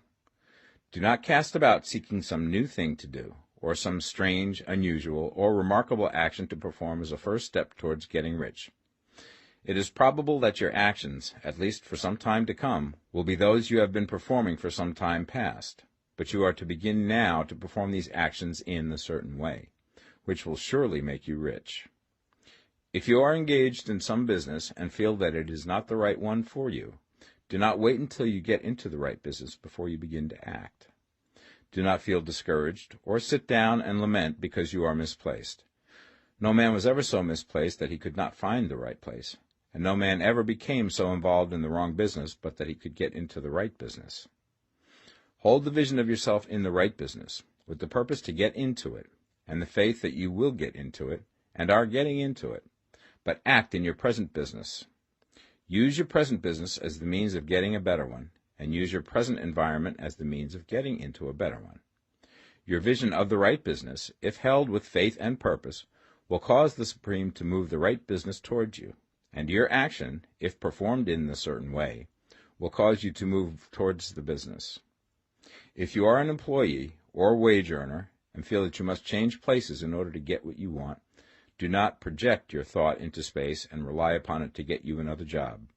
It will probably fail to do so. Hold the vision of yourself in the job you want, while you act with faith and purpose on the job you have, and you will certainly get the job you want. Your vision and faith will set the creative force in motion to bring it toward you, and your action will cause the forces in your own environment to move you toward the place you want. In closing this chapter, we will add another statement to our syllabus. There is a thinking stuff from which all things are made, and which, in its original state, permeates, penetrates, and fills the interspaces of the universe. A thought in this substance produces the thing that is imaged by the thought. Man can form things in his thought, and, by impressing his thought upon formless substance, can cause the thing he thinks about to be created. In order to do this, man must pass from the competitive to the creative mind. He must form a clear mental picture of the thing he wants, and hold this picture in his thoughts with the fixed purpose to get what he wants, and the unwavering faith that he does get what he wants, closing his mind to all that may tend to shake his purpose, dim his vision, or quench his faith. That he may receive what he wants when it comes, man must act now upon the people and things in his present environment. Chapter 12. Efficient Action. You must use your thought as directed in previous chapters, and begin to do what you can do where you are, and you must do all that you can do where you are. You can advance only by being larger than your present place, and no man is larger than his present place who leaves undone any of the work pertaining to that place. The world is advanced only by those who more than fill their present places. If no man quite filled his present place, you can see that there must be a going backward in everything. Those who do not quite fill their present places are dead weight upon society, government, commerce, and industry. They must be carried along by others at a great expense. The progress of the world is retarded only by those who do not fill the places they are holding. They belong to a former age and a lower stage or plane of life, and their tendency is towards degeneration. No society could advance if every man was smaller than his place. Social evolution is guided by the law of physical and mental evolution. In the animal world, evolution is caused by excess of life. When an organism has more life than can be expressed in the function of its own plane, it develops the organs of a higher plane, and a new species is originated. There never would have been new species had there not been organisms which more than filled their places. The law is exactly the same for you. Your getting rich depends upon your applying this principle to your own affairs. Every day is either a successful day or a day of failure, and it is the successful days which get you what you want. If every day is a failure, you can never get rich, while if every day is a success, you cannot fail to get rich. If there is something that may be done today, and you do not do it, you have failed in so far as that thing is concerned, and the consequences may be more disastrous than you imagine. You cannot foresee the results of even the most trivial act. You do not know the workings of all the forces that have been set moving in your behalf. Much may be depending on your doing some simple act. It may be the very thing which is to open the door of opportunity to very great possibilities. You can never know all the combinations which supreme intelligence is making for you in the world of things and of human affairs. Your neglect or failure to do some small thing may cause a long delay in getting what you want. Do, every day, all that can be done that day. There is, however, a limitation or qualification of the above that you must take into account. You are not to overwork, not to rush blindly into your business in the effort to do the greatest possible number of things in the shortest possible time. You are not to try to do tomorrow's work today, nor to do a week's work in a day. It is really not the number of things you do, but the efficiency of each separate action that counts. Every act is, in itself, either a success or a failure. Every act is, in itself, either effective or inefficient. Every inefficient act is a failure, and if you spend your life in doing inefficient acts, your whole life will be a failure. The more things you do, the worse for you if all your acts are inefficient ones. On the other hand, every efficient act is a success in itself, and if every act of your life is an efficient one, your whole life must be a success. The cause of failure is doing too many things in an inefficient manner, and not doing enough things in an efficient manner. You will see that it is a self-evident proposition that if you do not do any inefficient acts, and if you do a sufficient number of efficient acts, you will become rich. If, now, it is possible for you to make each act an efficient one, you see again that the getting of riches is reduced to an exact science, like mathematics.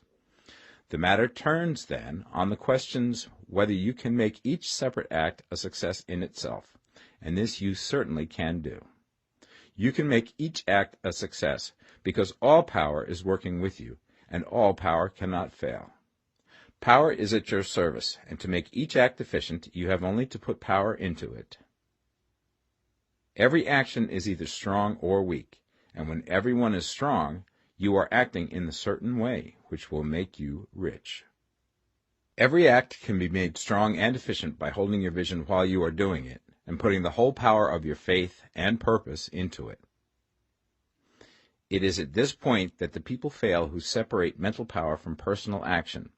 They use the power of the mind in one place and at one time, and they act in another place at another time. So their acts are not successful in themselves. Too many of them are inefficient. But if all power goes into every act, no matter how commonplace, every act will be a success in itself. And as in the nature of things, every success opens the way to other successes, your progress towards what you want and the progress of what you want toward you will become increasingly rapid. Remember that successful action is cumulative in its results, since the desire for more life is inherent in all things. When a man begins to move towards larger life, more things attach themselves to him, and the influence of his desire is multiplied. Do, every day, all that you can do that day, and do each act in an efficient manner. In saying that you must hold your vision while you are doing each act, however trivial or commonplace, I do not mean to say that it is necessary at all times to see the vision distinctly to its smallest details. It should be the work of your leisure hours to use your imagination on the details of your vision, and to contemplate them until they are firmly fixed upon memory. If you wish speedy results, spend practically all your spare time in this practice. By continuous contemplation you will get the picture of what you want, even to the smallest details, so firmly fixed upon your mind and so completely transferred to the mind of formless substance, that in your working hours you need only to mentally refer to the picture to stimulate your faith and purpose, and cause your best effort to be put forth. Contemplate your picture in your leisure hours until your consciousness is so full of it that you can grasp it instantly. You will become so enthused with its bright promises that the mere thought of it will call forth the strongest energies of your whole being. Let us again repeat our syllabus, and by slightly changing the closing statements, bring it to the point we have now reached. There is a thinking stuff from which all things are made, and which, in its original state, permeates, penetrates, and fills the interspaces of the universe. A thought in this substance produces the thing that is imaged by the thought. Man can form things in his thought, and, by impressing his thought upon formless substance, can cause the thing he thinks about to be created. In order to do this, man must pass from competitive to the creative mind. He must form a clear mental picture of the thing he wants, and do, with faith and purpose, all that can be done each day, doing each separate thing in an efficient manner. Chapter 13. Getting into the right business. Success in any particular business depends for one thing upon your possessing in a well-developed state the faculties required in that business. Without good musical faculty, no one can succeed as a teacher of music. Without well-developed mechanical faculties, no one can achieve great success in any of the mechanical trades. Without tact and the commercial faculties, no one can succeed in the mercantile pursuits. But to possess in a well-developed state the faculties required in your particular vocation does not ensure getting rich. There are musicians who have remarkable talent and who yet remain poor. There are blacksmiths, carpenters, and so on who have excellent mechanical ability, but who do not get rich. And there are merchants with good faculties for dealing with men who nevertheless fail. The different faculties are tools. It is essential to have good tools, but it is also essential that the tools should be used in the right way. One man can take a sharp saw, a square, a good plane, and so on, and build a handsome article of furniture. Another man can take the same tools and set to work to duplicate the article, but his production will be a botch. He does not know how to use good tools in a successful way. The various faculties of your mind are the tools with which you must do the work which is to make you rich. It will be easier for you to succeed if you get into a business for which you are well equipped with mental tools. Generally speaking, you will do best in that business which will use your strongest faculties, the one for which you are naturally best fitted. But there are limitations to this statement also. No man should regard his vocation as being irrevocably fixed by the tendencies with which he was born. You can get rich in any business, for if you have not the right talent you can develop that talent. It merely means that you will have to make your tools as you go along, instead of confining yourself to the use of those with which you were born. It will be easier for you to succeed in a vocation for which you already have the talent in a well-developed state, but you can succeed in any vocation, for you can develop any rudimentary talent, and there is no talent of which you have not at least the rudiment. You will get rich most easily in point of effort if you do that for which you are best fitted, but you will get rich most satisfactorily if you do that which you want to do. Doing what you want to do is life, and there is no real satisfaction in living if we are compelled to be forever doing something which we do not like to do, and can never do what we want to do. And it is certain that you can do what you want to do. The desire to do it is proof that you have within you the power which can do it. Desire is a manifestation of power. The desire to play music is the power which can play music seeking expression and development. The desire to invent mechanical devices is the mechanical talent seeking expression and development. When there is no power, either developed or undeveloped, to do a thing, there is never any desire to do that thing. And where there is strong desire to do a thing, it is certain proof that the power to do it is strong, and only requires to be developed and applied in the right way. All things else being equal, it is best to select the business for which you have the best developed talent. But if you have a strong desire to engage in any particular line of work, you should select that work as the ultimate end at which you aim. You can do what you want to do, and it is your right and privilege to follow the business or avocation which will be most congenial and pleasant. You are not obliged to do what you do not like to do, and should not do it except as a means to bring you to the doing of the thing you want to do. If there are past mistakes whose consequences have placed you in an undesirable business or environment, you may be obliged for some time to do what you do not like to do. If you feel that you are not in the right vocation, do not act too hastily in trying to get into another one. The best way, generally, to change business or environment is by growth. Do not be afraid to make a sudden and radical change if the opportunity is presented, and you feel, after careful consideration, that it is the right opportunity. But never take sudden or radical action when you are in doubt as to the wisdom of doing so. There is never any hurry on the creative plane, and there is no lack of opportunity. When you get out of the competitive mind, you will understand that you never need to act hastily. No one else is going to beat you to the thing you want to do. There is enough for all. If one space is taken, another and a better one will be opened for you a little further on. There is plenty of time. When you are in doubt, wait. Fall back on the contemplation of your vision, and increase your faith and purpose. And by all means, in times of doubt and indecision, cultivate gratitude. A day or two spent in contemplating the vision of what you want, and in earnest thanksgiving that you are getting it, will bring your mind into such close relationship with the Supreme that you will make no mistake when you do act. There is a mind which knows all there is to know, and you can come into close unity with this mind by faith and the purpose to advance in life, if you have deep gratitude. Mistakes come from acting hastily, or from acting in fear or doubt, or in forgetfulness of the right motive, which is more life to all and less to none. As you go on in the certain way, opportunities will come to you in increasing number, and you will need to be very steady in your faith and purpose, and to keep in close touch with the all-mind by reverent gratitude.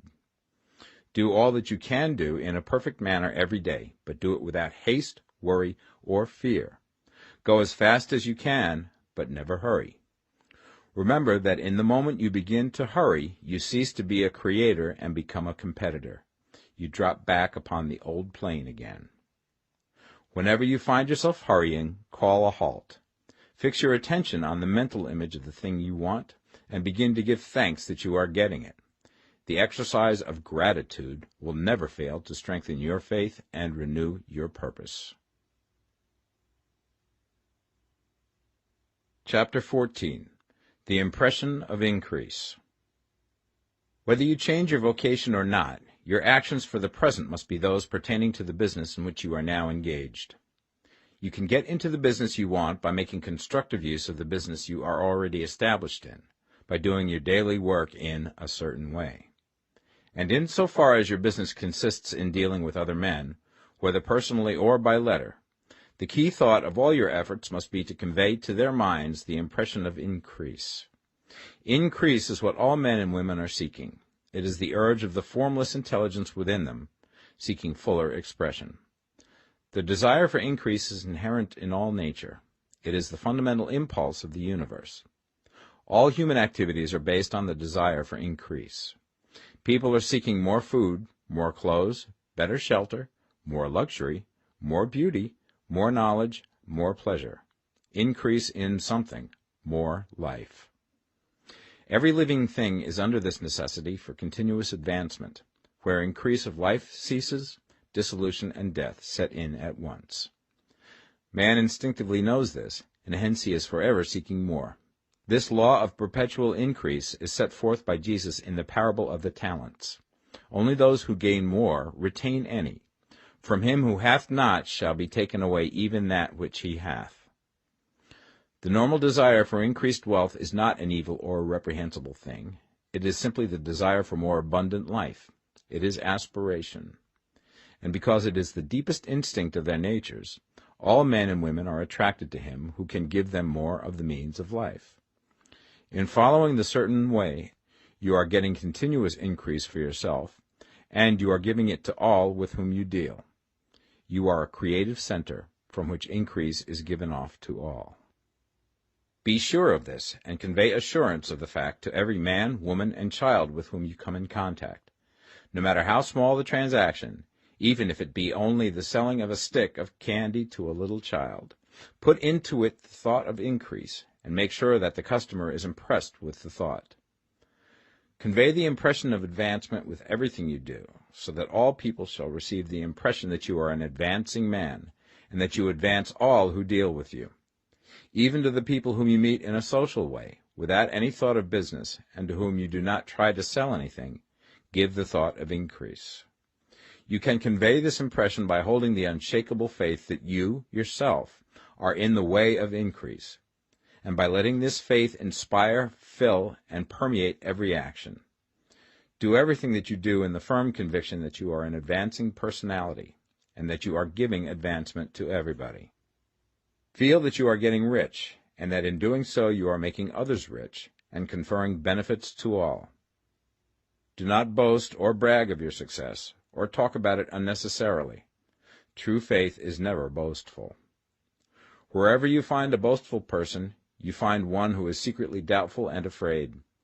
Simply feel the faith, and let it work out in every transaction. Let every act and tone and look express the quiet assurance that you are getting rich, that you are already rich. Words will not be necessary to communicate this feeling to others. They will feel the sense of increase when in your presence, and will be attracted to you again. You must so impress others that they will feel that in associating with you they will get increase for themselves. See that you give them a use value greater than the cash value you are taking from them. Take an honest pride in doing this, and let everybody know it, and you will have no lack of customers. People will go where they are given increase, and the Supreme, which desires increase in all, and which knows all, will move towards you men and women who have never heard of you. Your business will increase rapidly, and you will be surprised at the unexpected benefits which will come to you. You will be able from day to day to make larger combinations, secure greater advantages, and to go on into a more congenial vocation if you desire to do so. You must never lose sight of your vision of what you want, or your faith and purpose to get what you want. Let me here give you another word of caution in regards to motives. Beware of the insidious temptation to seek for power over other men. Nothing is so pleasant to the unformed or partially developed mind as the exercise of power or dominion over others. The desire to rule for selfish gratification has been the curse of the world. For countless ages, kings and lords have drenched the earth with blood in their battles to extend their dominions, this not to seek more life for all, but to get more power for themselves.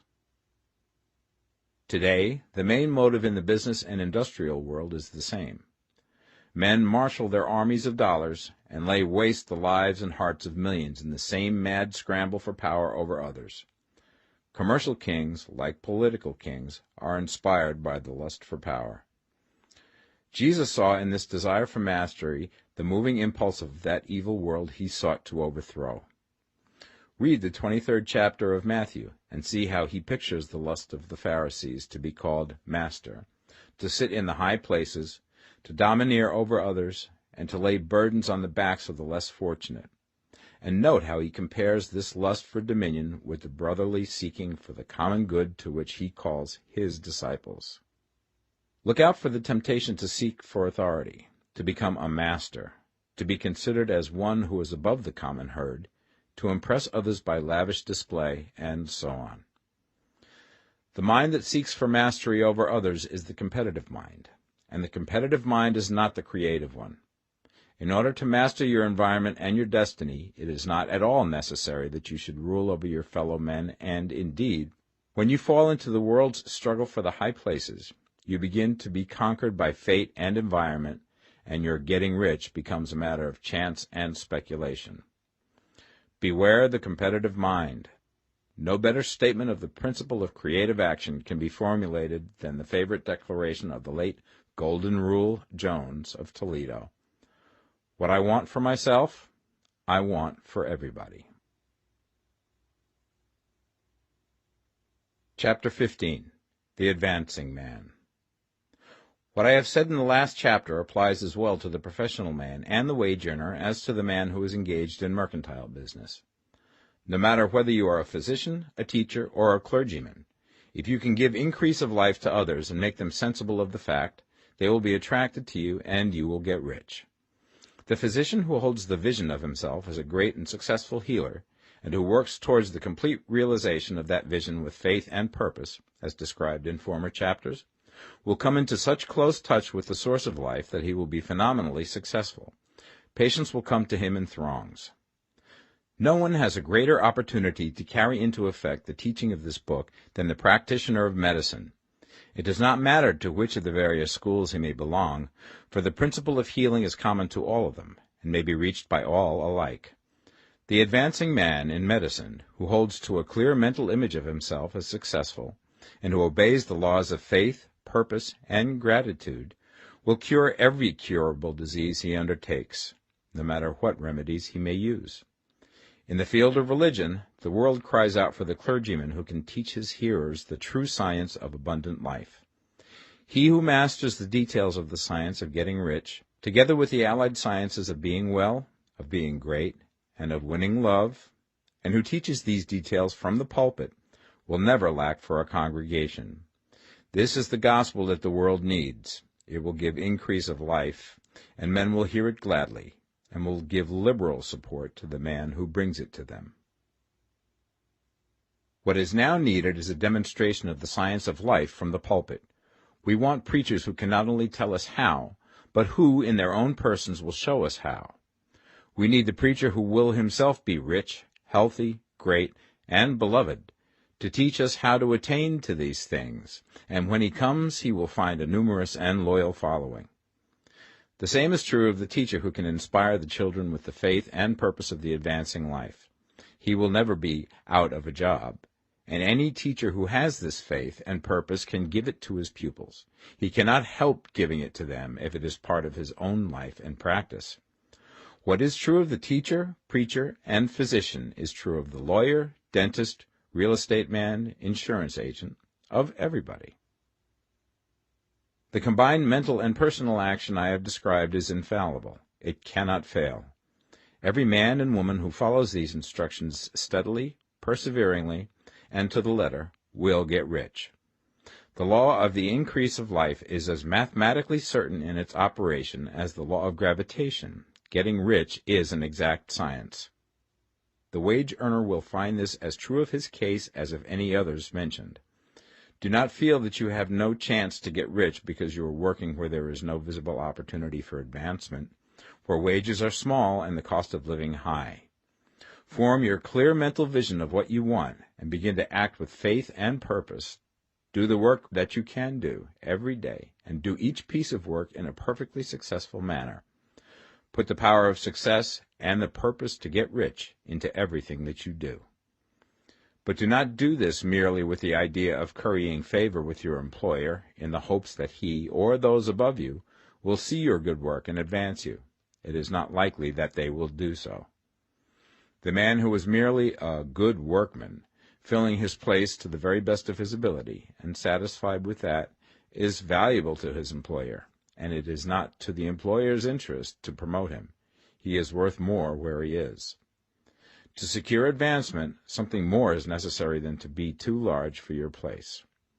The man who is certain to advance is the one who is too big for his place, and who has a clear concept of what he wants to be, who knows that he can become what he wants to be, and who is determined to be what he wants to be.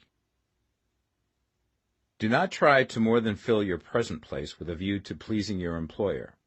Do it with the idea of advancing yourself. Hold the faith and purpose of increase during work hours, after work hours, and before work hours. Hold it in such a way that every person who comes in contact with you, whether foreman, fellow workman, or social acquaintance, will feel the power of purpose radiating from you, so that everyone will get the sense of advancement and increase from you. Men will be attracted to you, and if there is no possibility for advancement in your present job, you will very soon see an opportunity to take another job.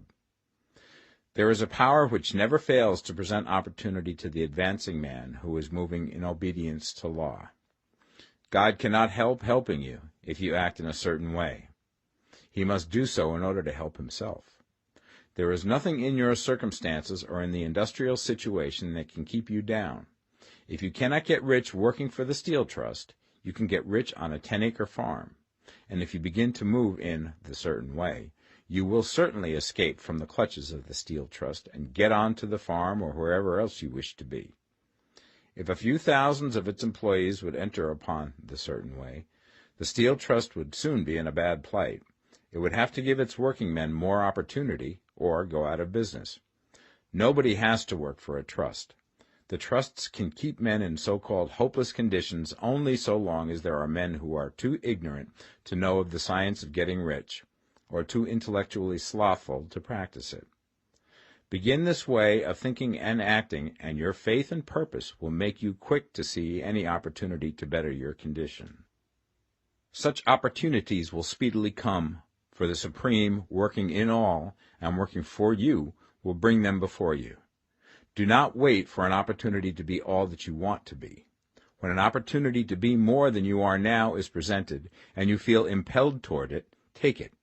It will be the first step towards a greater opportunity.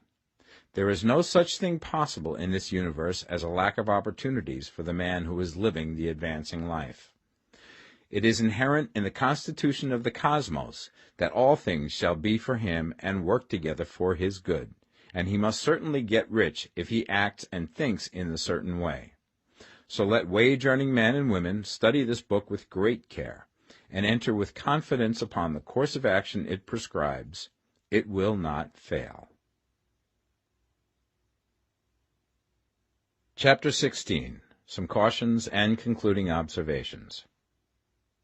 Many people will scoff at the idea that there is an exact science of getting rich. Holding the impression that the supply of wealth is limited, they will insist that social and governmental institutions must be changed before even any considerable number of people can acquire a competence. But this is not true. It is true that existing governments keep the masses in poverty, but this is because the masses do not think and act in the certain way. If the masses begin to move forward as suggested in this book, neither governments nor industrial systems can check them. All systems must be modified to accommodate the forward movement. If the people have the advancing mind, have the faith that they can become rich, and move forward with the fixed purpose to become rich, nothing can possibly keep them in poverty. Individuals may enter upon the certain way at any time and under any government, and may make themselves rich. And when any considerable number of individuals do so under any government, they will cause the system to be so modified as to open the way for others. The more men who get rich on the competitive plane, the worse for others. The more who get rich on the creative plane, the better for others. The economic salvation of the masses can only be accomplished by getting a large number of people to practice the scientific method set down in this book and become rich.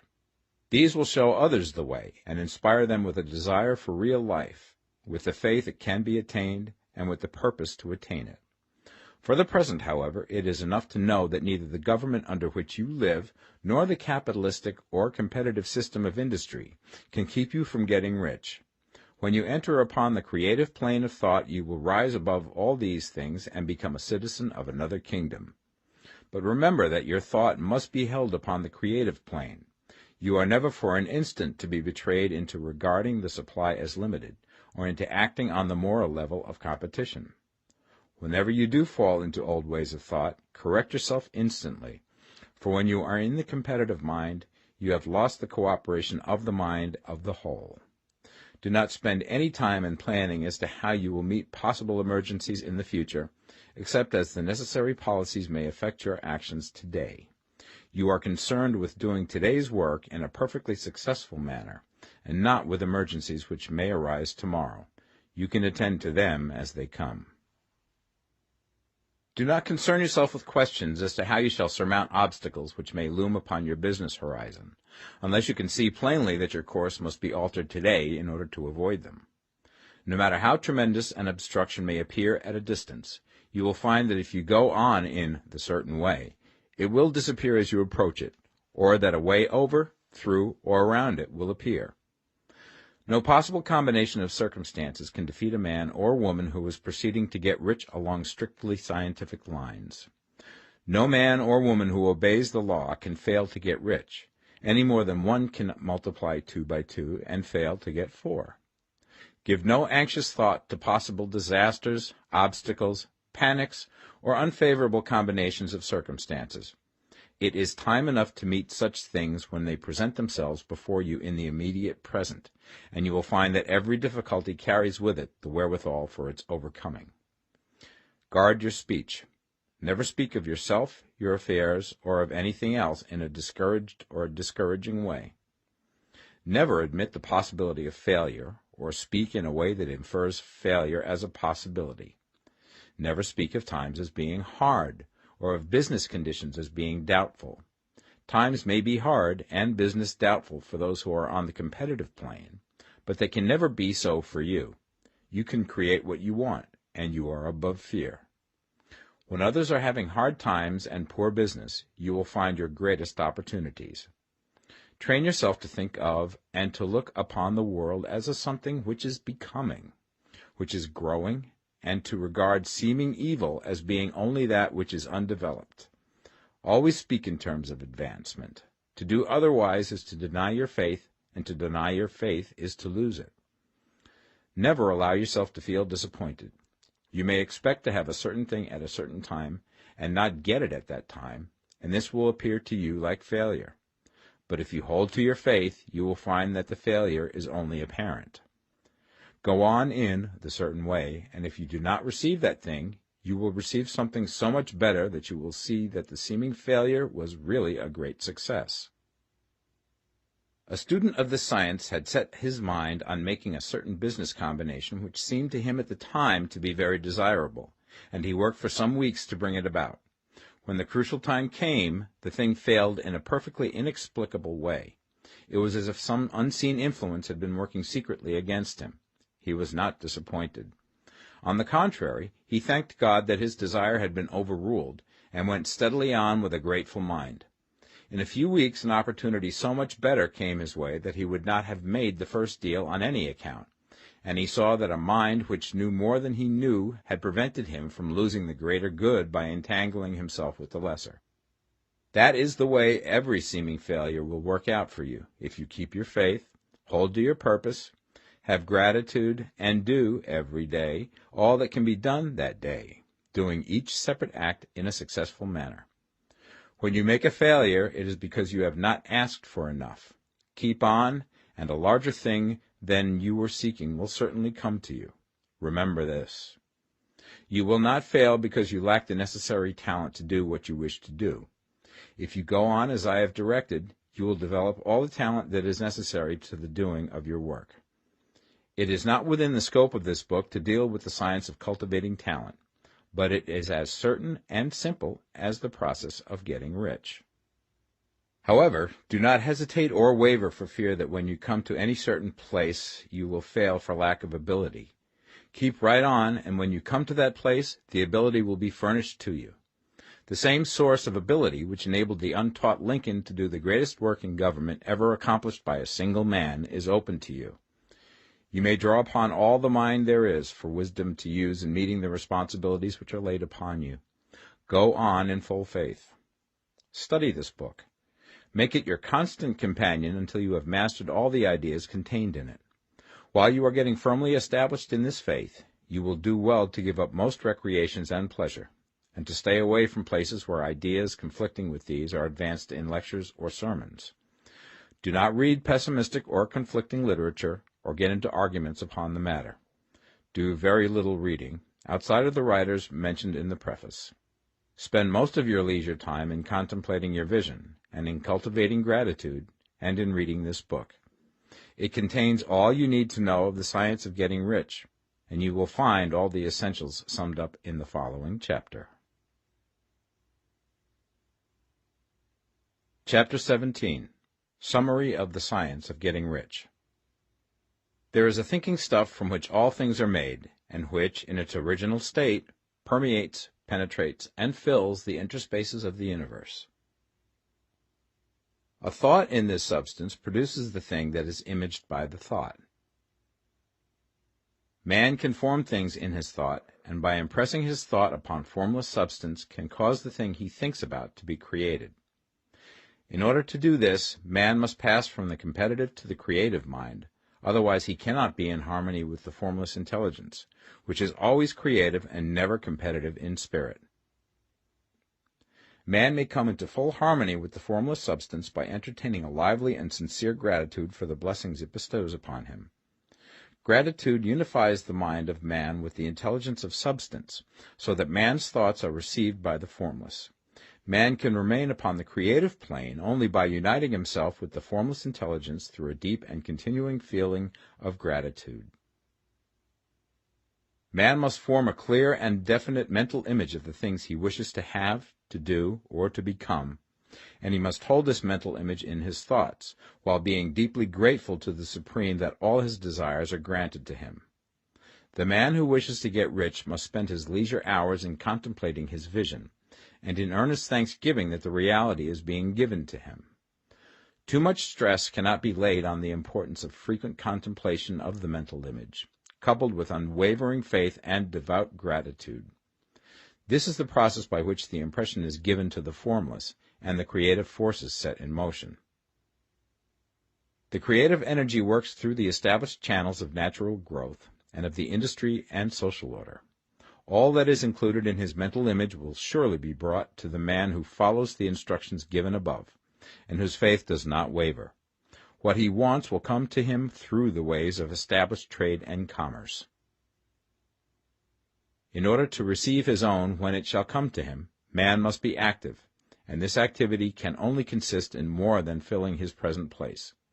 He must keep in mind the purpose to get rich through the realization of his mental image. and he must do every day all that can be done that day, taking care to do each act in a successful manner. He must give to every man a use value in excess of the cash value he receives, so that each transaction makes for more life, and he must so hold the advancing thought that the impression of increase will be communicated to all with whom he comes in contact.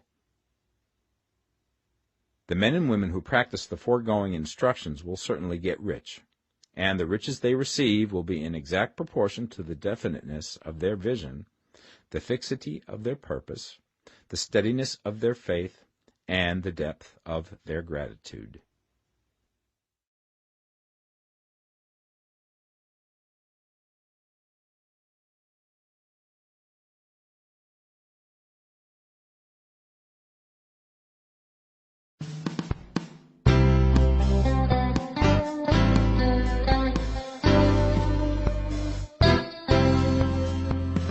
The Science of Getting Rich by Wallace D Wattles.